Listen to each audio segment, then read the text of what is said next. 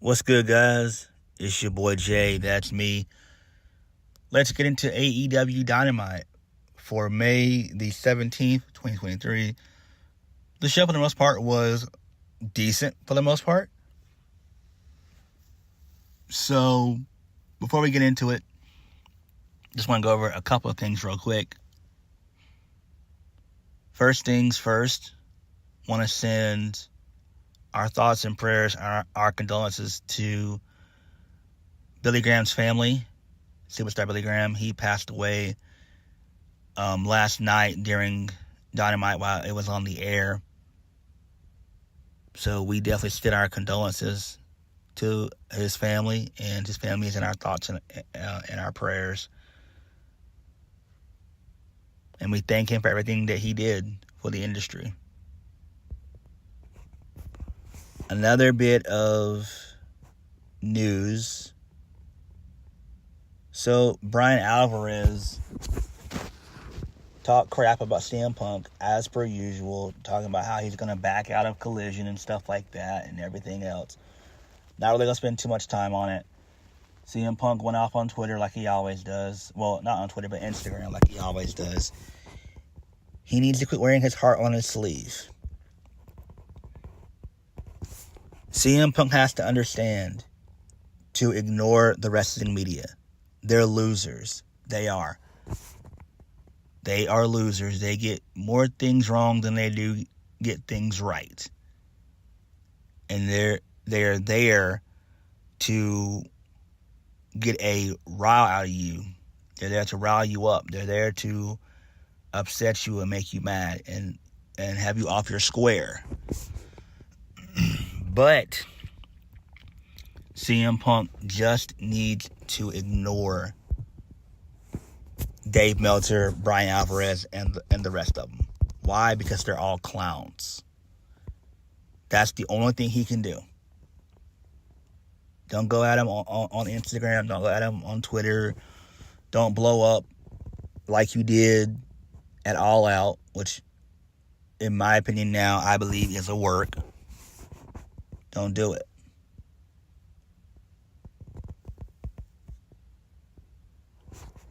In my opinion, it was all a work.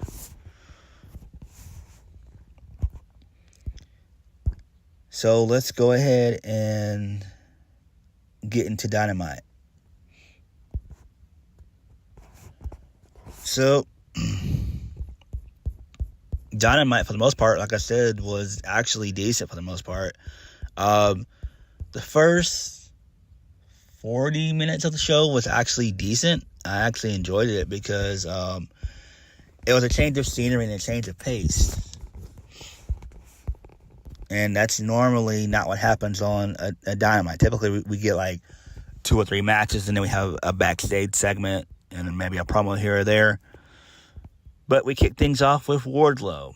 Wardlow says that he wants to see Christian live up to his promises last week, including spitting in his face. So Christian comes out along with Luchasaurus by his side. So Wardlow berates Christian.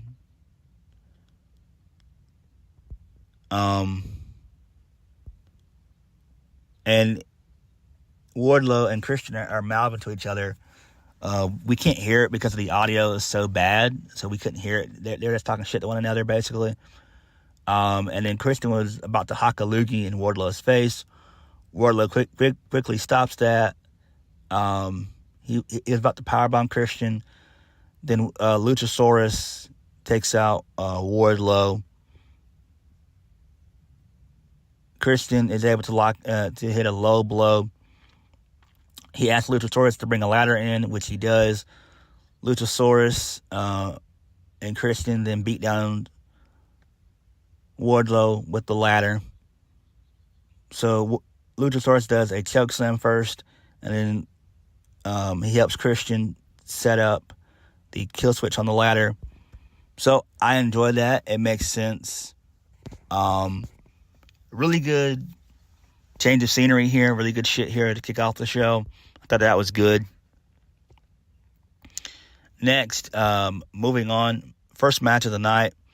Darby Allin and Orange Cassidy versus Lee Moriarty and Big Bill. AKA, well, no, I'm just gonna call him W. Morrissey. So Darby Allin and Orange Cassidy, they get the win here via a headlock pin. So shades to how MJF beat him back in 2021 at Double or Nothing. So I did like that. That was a really cool homage to that. A really cool throwback to that. Made sense, actually. I feel bad for W. Morrissey. I do. I feel totally bad for him. I wish that he was still with Impact or at least with WWE. Seriously, I do. Because it's absolutely pathetic what they've done to W. Morrissey. Seriously. Tony Khan has no plans for W. Morrissey. He has no plans. And I hope that W. Morrissey didn't sign a long-term deal with Tony Khan. Because the man deserves better. He deserves way better.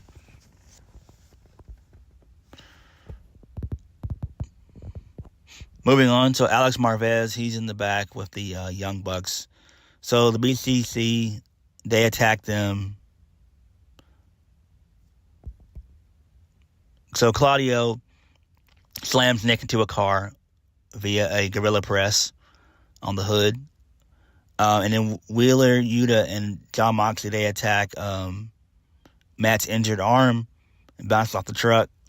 And then Moxley gets to the camera, says that they're the elite in this business, the only elite. I dig it. Really good shit here. I'm on the side of having the elite versus the Blackpool Combat Club actually main event Double or Nothing. That's just me. That's where I'm at with all this, because this is more intriguing and more exciting than the Fatal 4-Way with the 4 pillars. That's just me, because it seems like there's just more put into this than there is the 4 pillars. When only 2 of your 4 pillars are worth a damn and the other 2 really suck and they're not good, you know, that kind of brings it down a notch, to in my opinion. That's just me. So, moving on, Wardlow, he's in the trainer's room. Arn Anderson, he barges in and tells him that this shouldn't have happened. Arn asked Wardlow what he's prepared to do. Wardlow wants Christian in a ladder match at Double or Nothing. So, this makes sense. AEW has done to death way too many ladder matches, but it's a one-on-one match, and I'm hoping that Christian walks away with the victory. Again, I think that Wardlow should chase for the TNT title and get built back up. To me, this seems like it's Christian's match to win, because I'd rather see Wardlow chase and have an actual feud for a while instead of just, you know, straight running through Christian. Allowed him to build his character up. Because Wardlow has lost so much momentum, it's not even funny. Moving on, so Orange Cassidy, he's backstage with Renee Paquette. He said that he'll fight anyone at Double or Nothing, and he's going to go to talk to Tony Khan about that. Okay. So, next, Sammy Guevara versus Exodus Prime. Sammy Guevara wins via the GTH, the Go to Hell.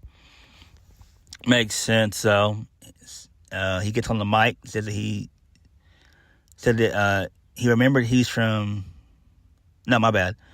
Sammy remembers the old times working the indies here, and all these Texas fans have seen Sammy grow in front of them. It takes it takes a few wrong turns to get back to the right place, and the right place is Vegas for Double or Nothing. Sammy doesn't listen to the naysayers. He listens to the shit that you can't teach, the stuff you can't teach. Then Sammy says that he'll be the new AEW champion on Sunday, May 28th. And I just wanted to laugh my ass off because I'm like, Sammy, you smoking that good, but bro, keep smoking it, man. Sammy sucks. I'm just being honest. He sucks. For real. Like, he brings no value to the wrestling industry. No value. No value. I'm being real. Him and Jungle Boy. They're in the same boat. No value. And all Jungle Boy is, let's just be honest, he's just a theme song. That's the only reason why he's over. He's just a theme song. Nothing more, nothing less.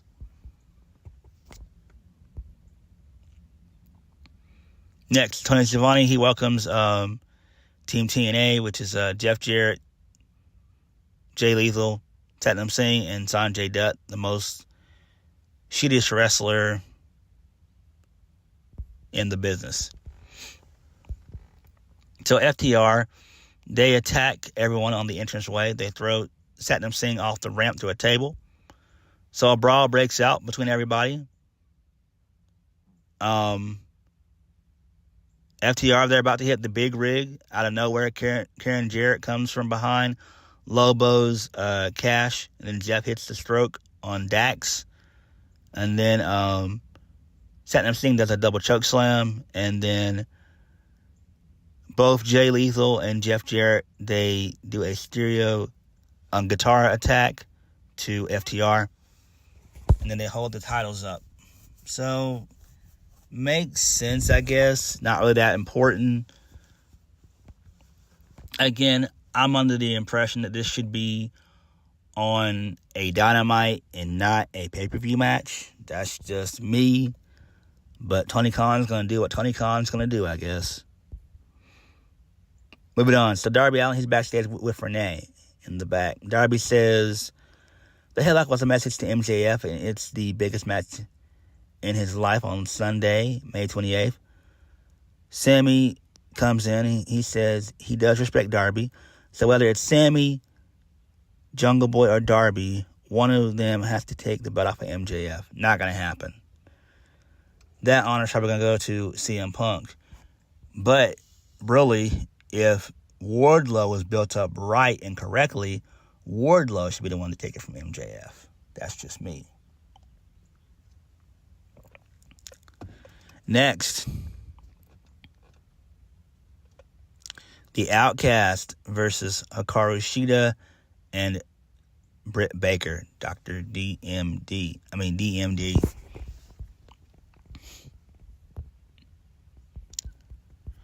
So the Outcast, they get the win here.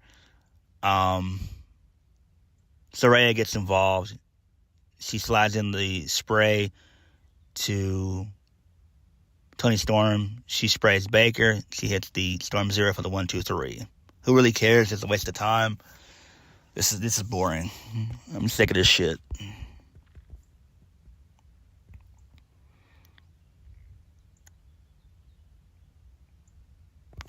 Moving on. So Orange Cassidy, he went to talk to Tony Khan. He said apparently that 21 people are going to fight him. And Cassidy said that he's going to fight them all. So that makes it 21. He says, is Blackjack a thing? Cool. Blackjack Battle Royal. Oh, God. Yawn. And it's for the AEW International Championship.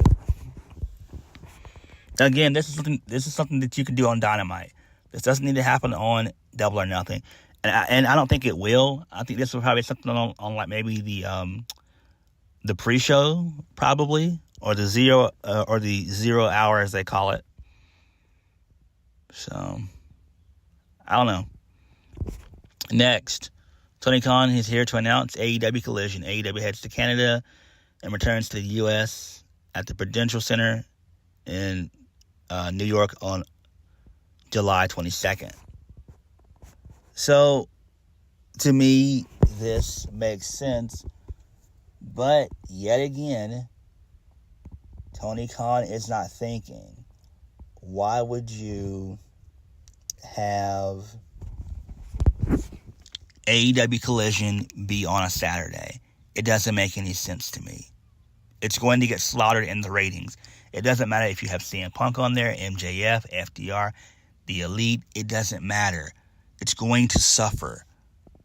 Tony Khan should have thought about this before even allowing Warner to even, have this finalized. My thing is this. This thing needs to be switched to Thursdays at 8. Thursdays at 8. Live. Thursdays at 8. Nobody watches Impact. Nobody. It's very few people who actually review Impact outside of me and a few others in the YWC. Most people don't review Impact. They're going to suffer in the ratings for this. They're going to suffer tremendously. They have to go up against UFC, WWE pay-per-views, hockey, college basketball, college football. Now, Sean Ross Sapp from Fightful, he reported that there are plans to, tape a couple episodes, but that's not going to do anything when this thing has been advertised to be live. So that makes zero sense. So why even do it? Again, Tony Khan and Warner should have thought this through before doing it. They should have known that this is a bad night for television. Saturday night is always a horrible night for television. Always. It's always a horrible night. I don't know. To me, I think it's a waste of time. Tony Khan would have been better off switching it to Thursdays. Next, Adam Cole, my bad. Roderick Strong versus Chris Jericho. Boss Count Anywhere. Adam Cole and the Jericho Appreciation Society, they're banned from the building. So basically, Roderick Strong and Chris Jericho, they chop each other on the stairway for a while. It's a pretty good little match here. They leave the building. Out of nowhere, Adam Cole, he gets involved. He starts attacking Jericho. They're in like a garden of some sorts. And Adam Cole hits the boom. That allows Roddy to hit the running knee for the 1, 2, 3. And this pissed me off because it doesn't make any sense. It doesn't. This is absolutely pathetic. So, you're telling me that Roddy Strong did the unthinkable. He was the first one to beat Chris Jericho. And Adam Cole hasn't even got to face Chris Jericho yet. Make that make sense. This is dumb booking. This is dumb bullshit booking. This never should have happened. This never should have occurred. Period. I could see Adam Cole attacking him post-match, but this is dumb. This completely has ruined the Chris Jericho and Adam Cole feud for me. That's just how I see it as. It just doesn't make any sense. It's dumb. I don't care that it's a Falls Count Anywhere match. It should have never happened. Jericho should have won here decisively. Moving on. Jungle Boy versus Roosh. And this was a pretty decent match right here. Jungle Boy gets the win via the roll-up pin with the trunks for the 1, 2, 3. So this was an okay match here. I guess this sets him up for Double or Nothing, but again, it's not going to get him over. He's not over.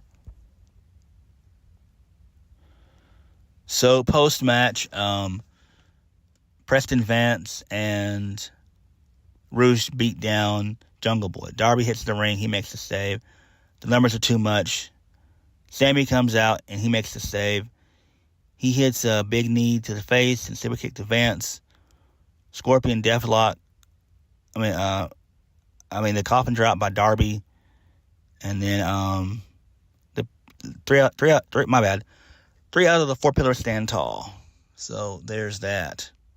Not really that all that important. So Renee Paquette, she catches up with MJF in the back. She's trying to get a comment from the champ. He responds by slapping the mic out of Renee's hand and walking away. And he's irate. And that's all we see of MJF. That's all we see of your biggest star.